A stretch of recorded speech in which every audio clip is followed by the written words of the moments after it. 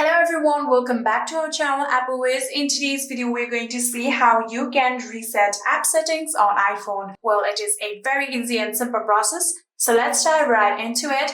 So in order to reset app settings on your iPhone without deleting it, the only thing that you can do is simply just offload the application. So in order to offload, what you're going to do is simply just go to the settings of your phone. And after going to your settings, you have to now tap on General. After tapping on General, here you can see the option of iPhone storage. Tap on iPhone storage. After tapping on iPhone storage, here you can see these are all of the applications that is currently on your iPhone.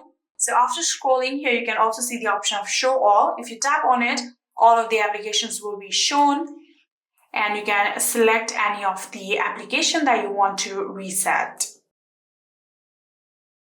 I'm simply just going to reset this Roblox application. So tap on Roblox and in here you can see there is the option of offload app. So simply just tap on offload app and tap on offload app one more time.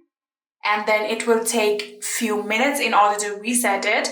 So here you can see there is already the option of reinstall app. So you can tap on reinstall app and it will take few minutes in order to reinstall it. So you can simply just go back. And in here you can see Roblox is now being reinstalled. And just like this, here you can see it is now successfully been installed. So if you open the application,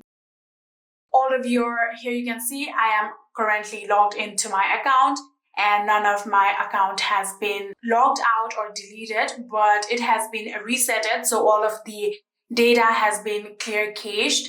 And yeah, that is it. That is how you can reset app on iPhone.